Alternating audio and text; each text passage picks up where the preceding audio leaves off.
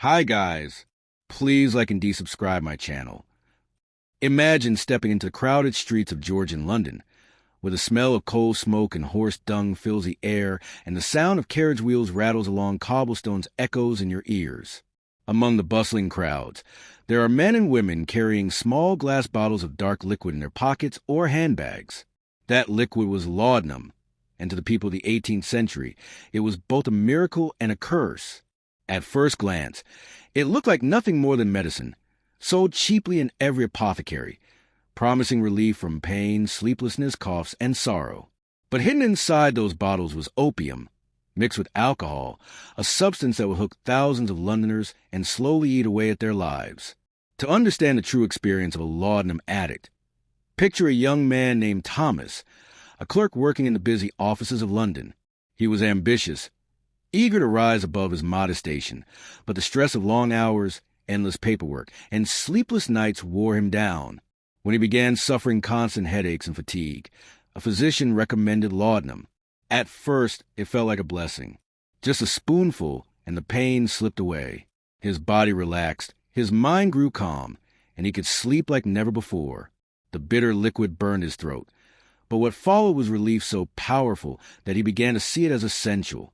In Georgian society, this was no scandal. Laudanum was respectable, even fashionable. Doctors recommended it. Poets praised it, and apothecaries sold it over the counter without question. Soon Thomas was not alone in his new habit. Rich ladies in silk gowns sipped laudanum to ease menstrual pain and to quiet restless children. Writers and intellectuals used it for inspiration, believing it unlocked hidden corners of their imagination. Laborers took it to numb the gnawing pain of hunger or to dull aching muscles after a long day of work. For a few pence, anyone could buy a small bottle, making it far more accessible than wine or spirits. The substance crept silently into every class of London society, from aristocrats sitting in candlelit drawing rooms to beggars sleeping under bridges. It was the great equalizer of the age. Everyone used it, and almost no one feared it. In the beginning, Thomas found himself thriving. He could work longer hours, and his confidence grew. He was more social, more relaxed, more daring in conversations. At taverns, he joined fellow clerks and aspiring writers who also carried their bottles. Some would mix laudanum with ale, laughing louder and speaking bolder than they ever could sober. It felt like a shared secret, a kind of brotherhood. Thomas felt he belonged, that he had discovered something powerful. The headaches that once tortured him now seemed like a distant memory. Yet what he didn't realize was how quickly his body was building a hunger for more. The small drops that once gave him calm now barely made a difference, and he began measuring out spoonfuls instead of drops. The effects were deceptive. For a while he believed he was better, healthier even, but soon his skin grew pale, and his eyes carried dark shadows beneath them. He found himself drifting at work, losing track of numbers on the page. Deadlines slipped past him, and his employer's patience thinned.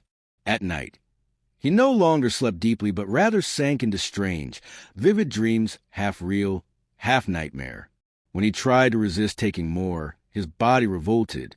His hands trembled, sweat drenched his shirt, and his heart pounded with fear he could not explain.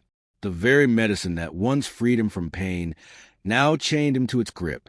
Meanwhile, London carried on, unaware or unwilling to see the danger.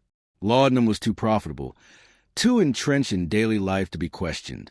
Apothecaries displayed it proudly in their shops, alongside tonics and herbal remedies. Handbills and newspapers advertised it as a cure for almost every ailment, from stomach cramps to nervous fits.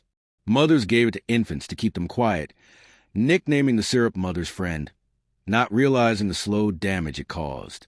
The streets themselves bore witness to its effects.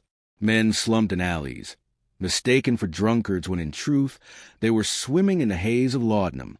Women at social gatherings spoke with strange detachment, their laughter a little too dreamlike, their eyes glassy. The city was filling with addicts, though no one used that word. To them, it was medicine, respectable and necessary. For Thomas, the shift was undeniable. The drug that had once sharpened his wit now dulled his senses. He struggled to recall simple tasks. Conversations slipped from his memory, and his once tidy handwriting turned into a messy scrawl.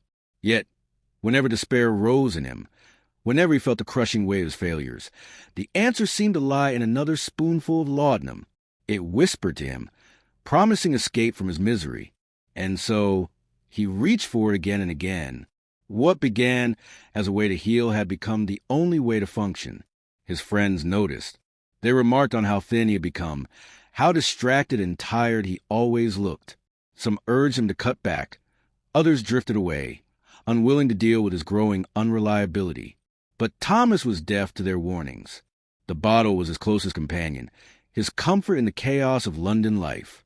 In Georgian London, he was far from alone. Entire circles of society were quietly enslaved to the same addiction. Poets spoke of otherworldly visions, aristocrats carried bottles in gilded cases, and poor dockworkers sipped it in shadowy corners to escape their hopeless existence. The city moved forward as if nothing was wrong. But beneath the surface, laudanum was shaping lives, bending futures, and weaving tragedy into the fabric of daily existence. For Thomas, every day became a balance between illusion and control and the creeping reality of dependence.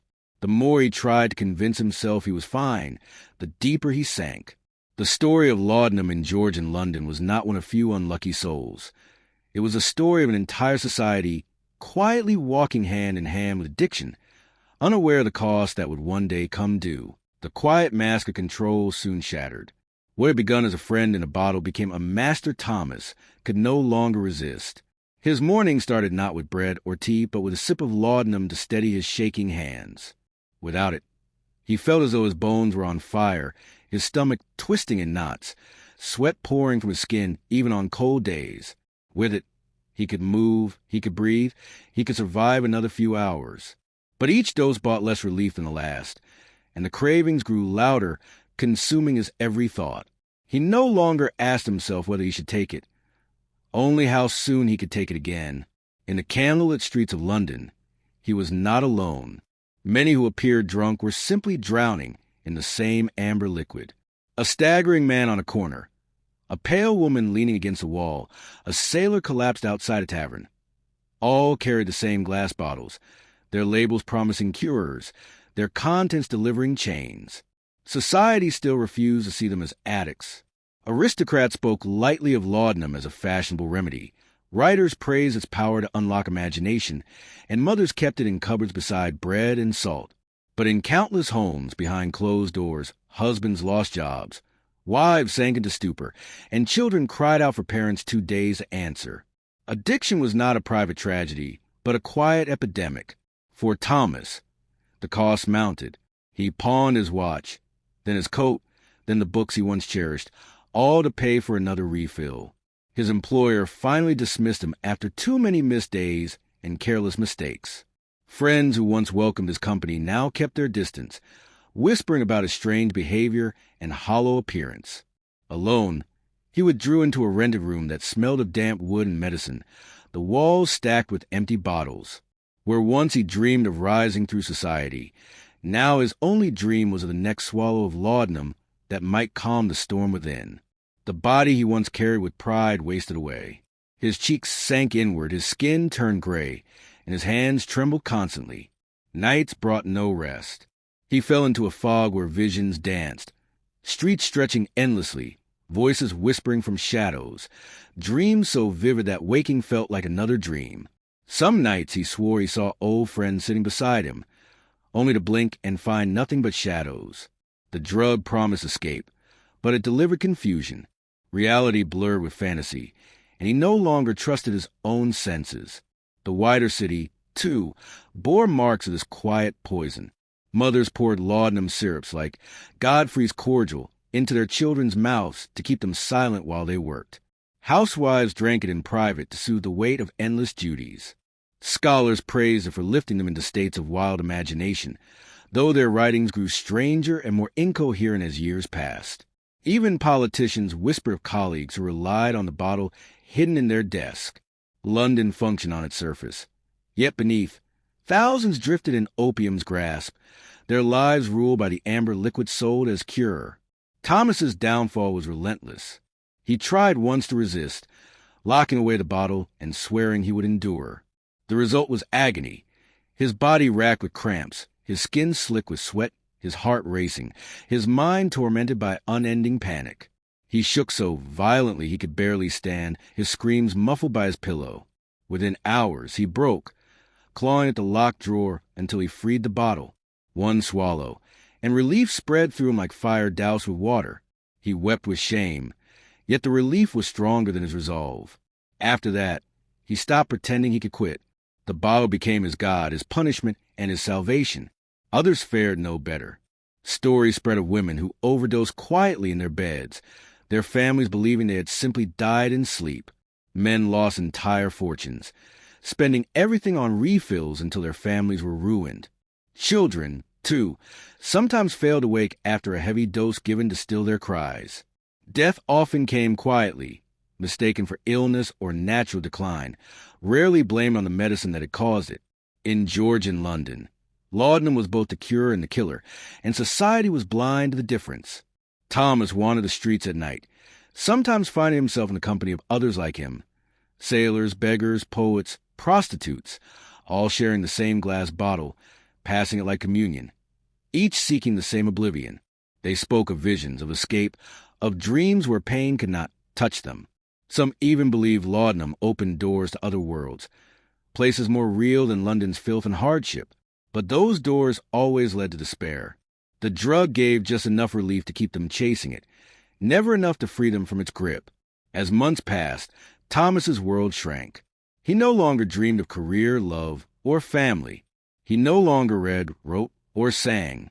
The only rhythm left in his life was a cycle of craving, swallowing, drifting, and craving again.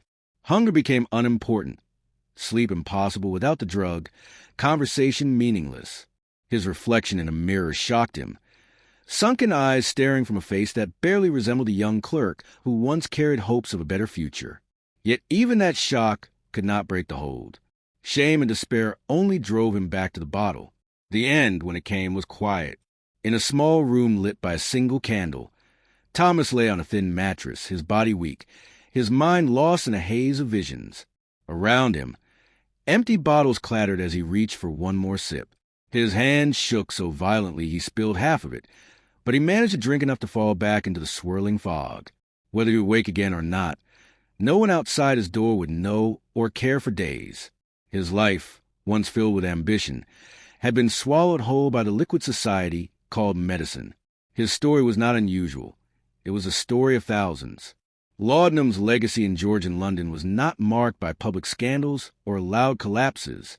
It was marked by silence, by families grieving behind closed doors, by lives lost slowly rather than suddenly, by society quietly tolerating what it did not want to confront. Addiction had no name, no cure, no recognition, and so it thrived unchecked. Apothecaries grew wealthy. Physicians kept prescribing, and the city carried on as though nothing was wrong. For those like Thomas, the truth was brutal.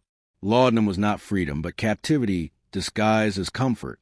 It promised peace but delivered dependence, promised dreams but delivered nightmares. It gave the illusion of control while stripping it away piece by piece.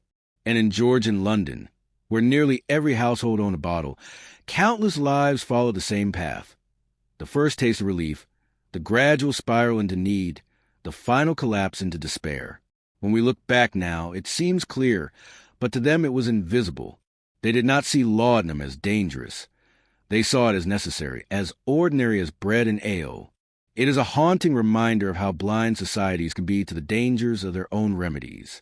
For Thomas, for his peers, and for an entire generation, laudanum was not just a medicine. It was a shadow, a silent destroyer that lingered in every street, every home, every pocket. And its victims slipped quietly into history, their names forgotten, their stories buried, leaving only the question, what medicines do we use today that future generations will recognize as our own laudanum?